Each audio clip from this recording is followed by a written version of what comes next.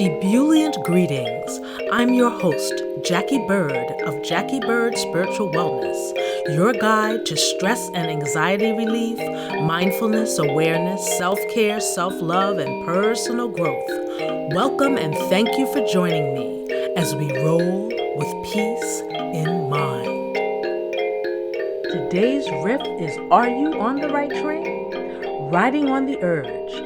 These episodes feature people who are doing their thing, they followed their heart and their passion, and they create how they want, what they want, when they want, and they are riding on the right train.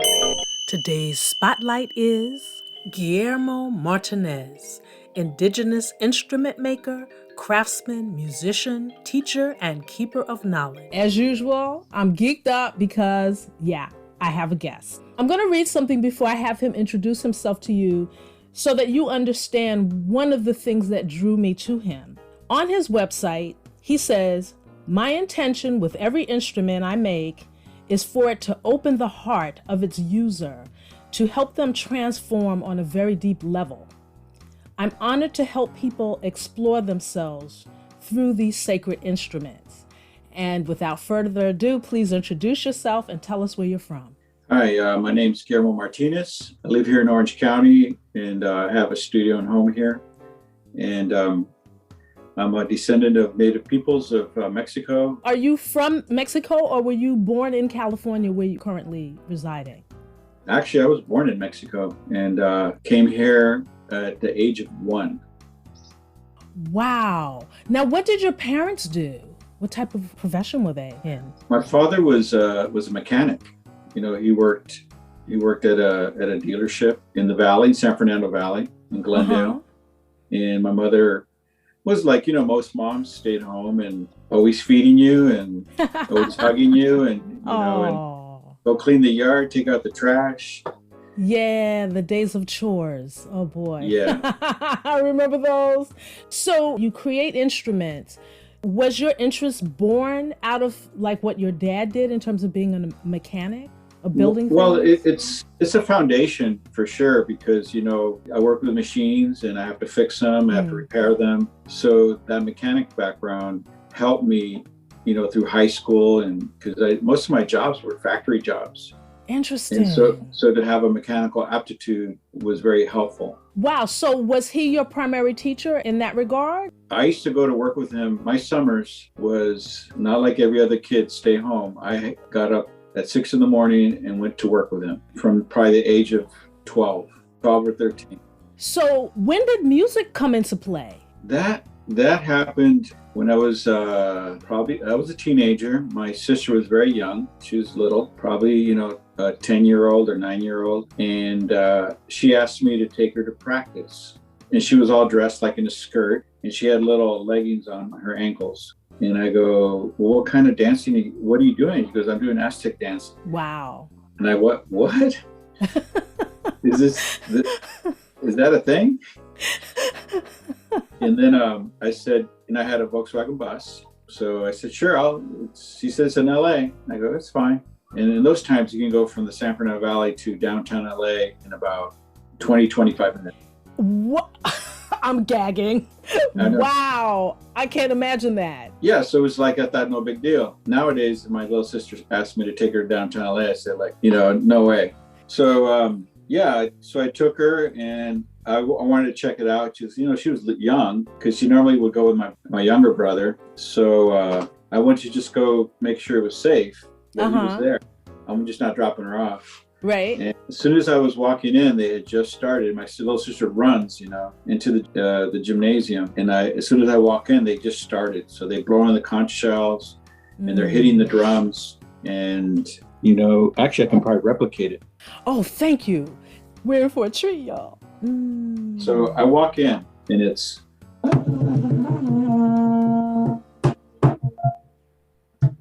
wow.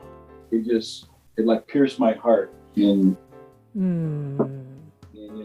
woke me up, like, because these drums are powerful. There's like 3-4 conches going and I just like froze. And I go, like, cellular memory just like activated and woke up. And said, I just said, I got to do this. So I had just come from the beach, so I had shorts on and sandals, and so I just because they were all dancing barefoot, so I just okay. You jumped in? I just jumped in, I just got in. So I became a dancer, and that led to the instruments, to the drums, and then an older man that was in the group. He's probably long since passed. He was pretty old then. I was 20, so it's over 40 years ago. And he asked if I had a girlfriend. He goes, "You're a good looking boy. Do you have a young lady or something?" I goes, No. I'm too shy. Oh. He goes, "Oh, let me tell you a story." And he told me a story of the cording flute, the Native American flute. And then, and I go, "Wow, that's what I need." I just get one of those flutes and it does all the for you. Yeah. And so that started me on the journey to get a flute. And that's when I met my teacher, Javier. You know what I just love when I talk to people and I ask them about their journeys and how they got started in creating or doing whatever it is that they're currently doing. There's always like this intuitive connection. I just always felt like if you are so mental about stuff, you kind of miss sometimes what your calling is because you're not listening. And so literally you listen, that conch, the drums, that helped you awaken. And I think that that's so incredibly beautiful. So you never look back from that point, it sounds like. No, I kept dancing.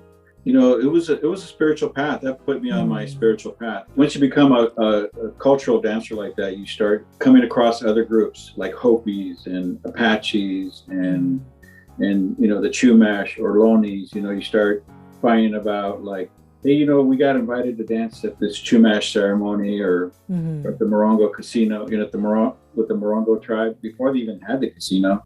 They had their traditional grounds.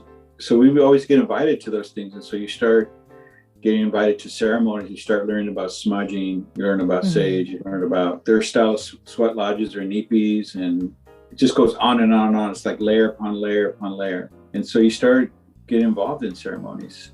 And so then your dancing is part of that. You start to realize that, yes, you started dancing, but now it's leading to other things. And then I got sidetracked a little bit with the flute. And then I was really passionate about that. And then I got involved with my teacher, Xavier Quijas Yxayotl, which passed away last year. And, I'm so sorry. Yeah, a lot of people are. To leave that kind of mark on other humans is pretty special. He left a really big mark. Yeah, his thing was to kind of, because most people just focused on the dance. And there was not much focus on the instruments because in old times, it was like the whole community participated. It wasn't like everyone's, some people stayed home, some people did ceremony, everybody did ceremony. Because, you have to imagine those pyramid building cultures, like in Maya cultures or the ones in Michoacan, the Purepuchas, the Aztec, the Mexica culture. The children participated. There were schools that you would learn the ceremony, you would learn the dancing. Some people focused on the instruments because you would have like an orchestra. It wasn't all free for all. It was, if you go to a Buddhist ceremony in Nepal, you'll have dancers that come out and they're usually reenacting part of their mythology, and there's instrumentations. And the priests are the ones that kind of make sure that it's always in line and correct, and things are followed and things are not forgotten. I have become more interested and curious about my own Native ancestry. I was told as a child, I had a Princess Moonbeam. She was my great grandmother, and they told me that she was of the Iroquois tribe, and I find out that it's a nation. When I start to research, I'm like, oh man, I felt even further away from being able to find out information about her. But my interest in that part of my ancestry has been growing over the years. So I'm looking on my Instagram feed and here you come playing an extraordinary sound, and I'm hearing this flute. And I'm just stopped in my tracks. And I wasn't thinking, I'm a sound healer, but I wasn't thinking in terms of having a flute. And I heard you playing and I looked at your website, and the piece that I read from your website is what resonated with me further. And then what really did it was that you work with gemstones, because I create with gemstones as well. So that really, really resonated with me. And you helped me through your tutorials and the information that you share about the culture and the tradition. I really take my hat off to those of you that keep it in the forefront of our minds. Especially if you're looking to be the higher part of yourself, the more evolved part of yourself, these traditions and these teachings really help open you up to that. And so I really wanted to tell you that I appreciate what you share with us. And actually, Guillermo, I want you to just explain what it is that you do, because we've bounced around about the music and the dance and the this and the that. What do you do? All right. So with my teacher, he had this vision of trying to reclaim the best way possible, because, when the Spanish came over 500 years ago, they did a really good job of separating us from everything. So they took away our language, our identity, anything that would remind us of how powerful we are as humans. Yes. So my teacher said, we're gonna bring the instruments back. That's important, because that's the way we communicate to the natural world, the heartbeat of the earth, the heartbeat of the mother.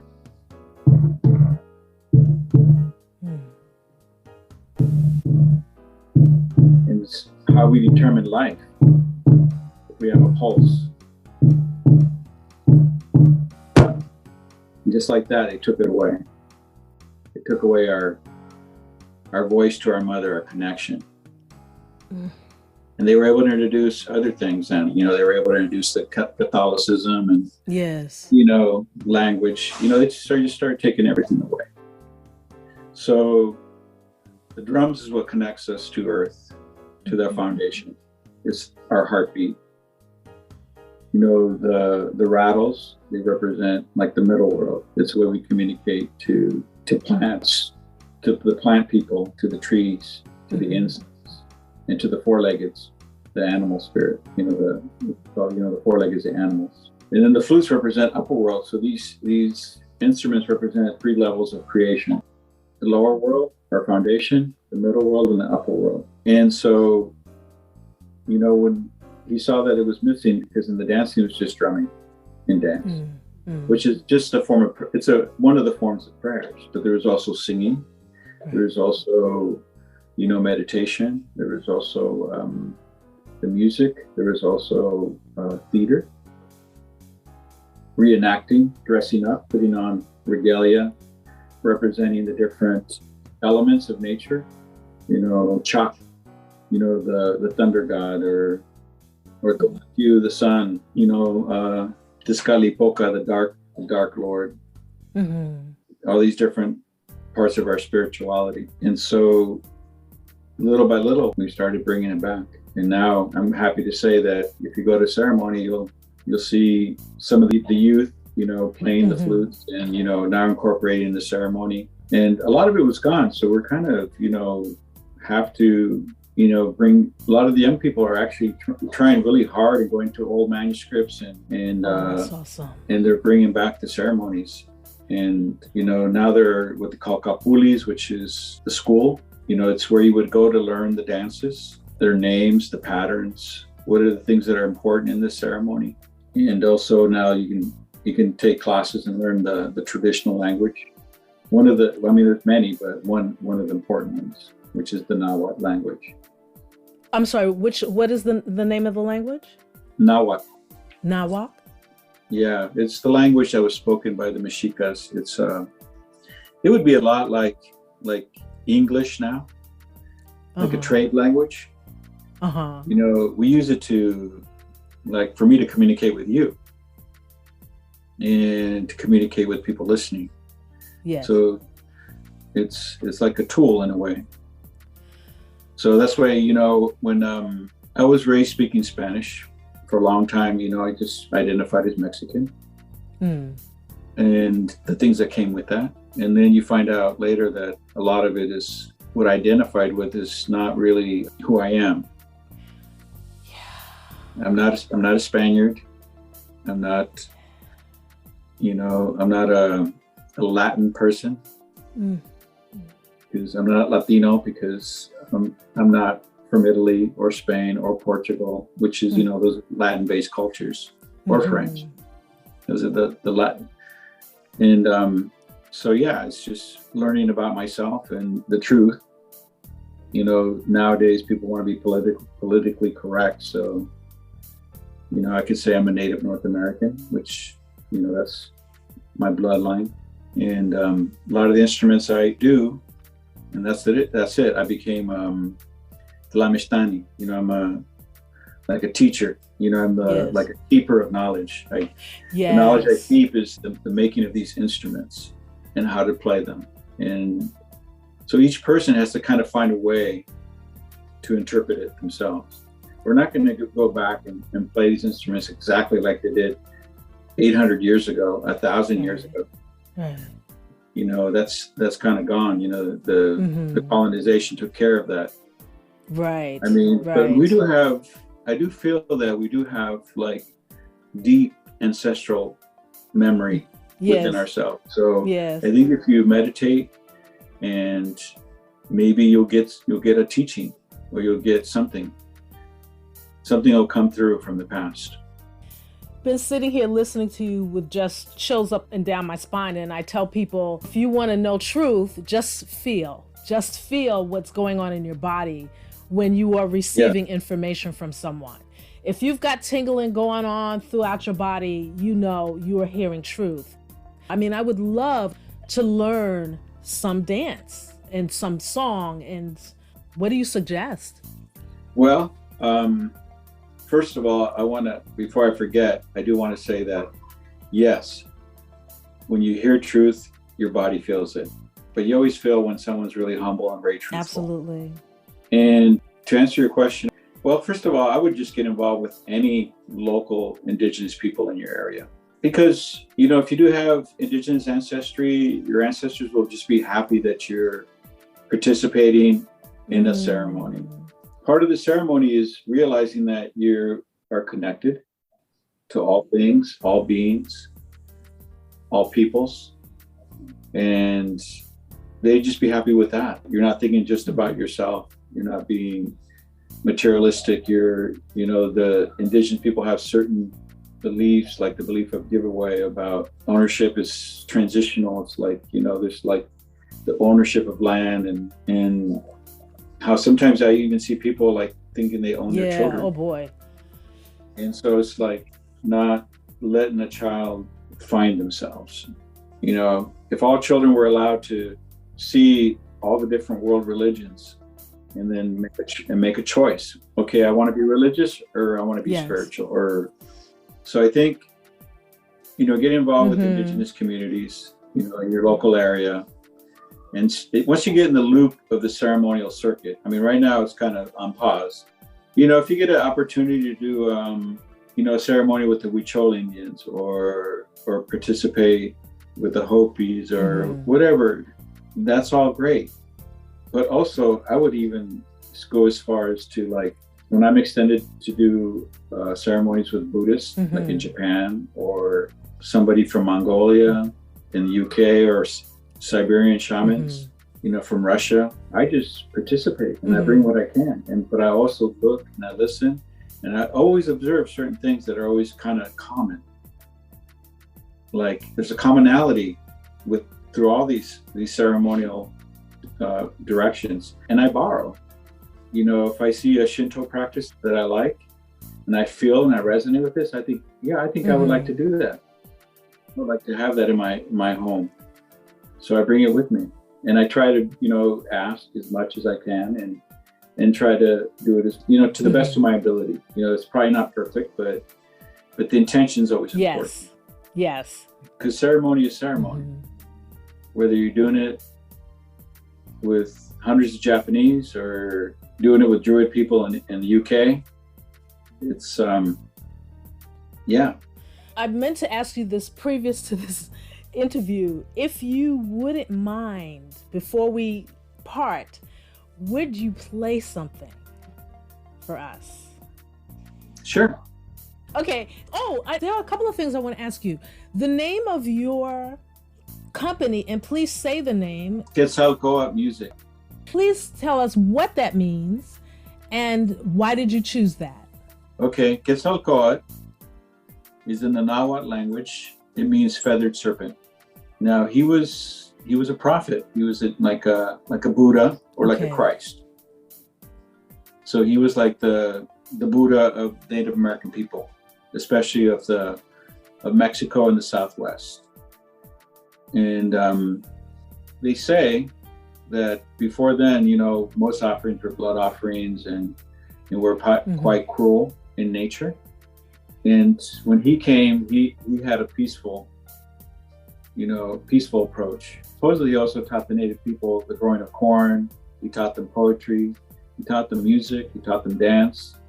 So he brought like all these things that were like the humanities that we would determine like the foundation of a culture. Right.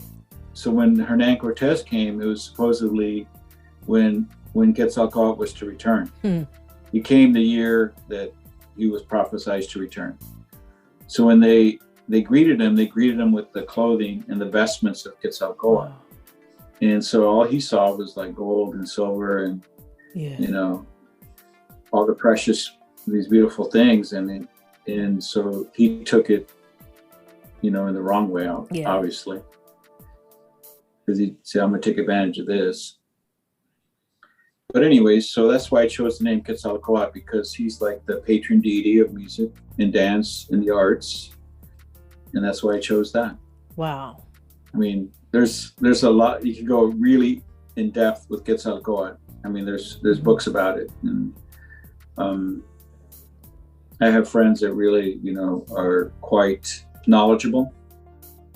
And they can go into they can talk for hours on Quetzalcoatl. I have a flute and I also have a double-sided elk drum. What other instruments do you create? Well, when I was doing my teaching with my teacher, Javier, I learned to make about 200 different instruments. Wow. Okay, what do you specialize in now? Well, right now I just do the things that most people can handle. Okay. So, we're doing the hand drums, the rattles, and the flutes, which are part of the trilogy. Yes.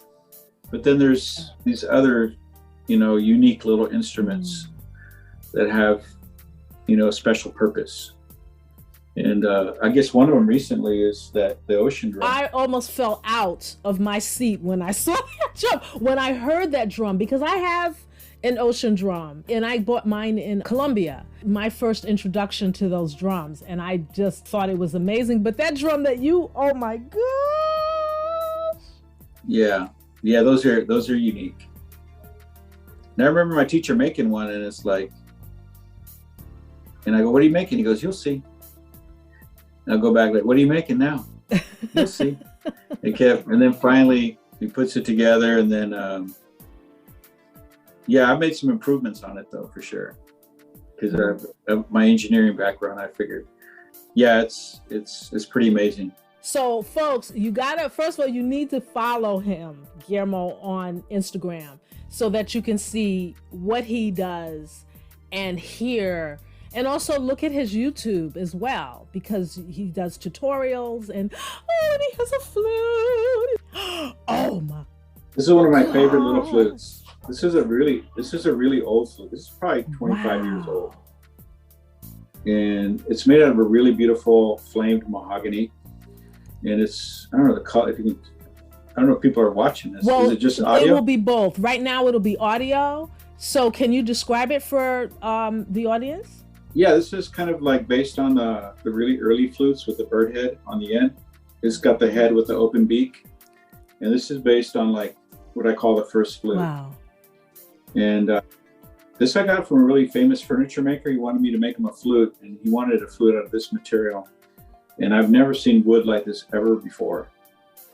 And this was a piece that was left over from the project, and I made myself one. And this is one I use in performance. When I perform this, I've been using this I use it for all my recordings, and it hasn't changed. The tuning is like phenomenal. But it's really high, but there's something about, even though it's very high, it's not irritating. What is next for you? Well, I'm gonna do a tutorial line for Patreon, the making of certain instruments. Some things I'm kind of like hesitant about because I've been teaching a lot, like hand drum classes, where you would come and study with me and in a group environment. But if I put it on Patreon, I feel like it just might get out of hand. It'd be out of my control, really. Right. But some things, I don't mind. Like, yeah, this one's fine. Whoever wants to give this a try, have at it. Because I think it's important for people to make things, to create. Because I come from a teaching background. When my kids were young, they went to a Waldorf school, and I was a teacher there. So you learn to be respectful of, like, to treat children as human beings, and you're just basically nurturing these small children into becoming beautiful human beings. And that's where I learned that the power of the hands. We can either create or destroy. Which do you choose? Guillermo, thank you so very much for your time and the information that you have shared with us. Thank you so very much. No problem. Unfortunately, I was unable to bring you the magnificent playing of Guillermo Martinez because the sound, when he stepped away from the microphone to play, unfortunately the sound was going in and out, and it was very, very difficult to hear. And so I opted not to include that in this episode, but you can hear him on his YouTube channel, and you can definitely hear him on his Instagram, and those are in the show description. So make sure you get over there and check him out. I hope that you enjoyed that and was thoroughly inspired and uplifted by what you heard. If you are in a situation currently that is unfulfilling to you, be it a job or a career you've been pursuing, and you feel like there's something else that you really want to do, or you already know what that is, get quiet, sit still, breathe in and out deeply, and begin to envision what that is that you wish to create. And remember, there's nothing too big. It's only small ideas. Think big and write that down. What is it that you wish to create? Write it down, put it in your phone, speak it out loud to people that are supportive of you, and go for it. Go for it. Don't delay. Start now, even if you plot in your mind what your escape plan is going to be. But go for it. This life is meant to be lived to the fullest. Take advantage. No matter what is happening in your life right now, there can always be room to create more. Thank you so much for listening. Please remember to visit JackieBirdSpiritualWellness.com. Join my mailing list. I have audiobooks, guided meditation videos, and audio and meditation music, everything for inspiration and to help you relieve stress, increase your mindfulness and awareness and presence. And remember to always roll with peace in mind.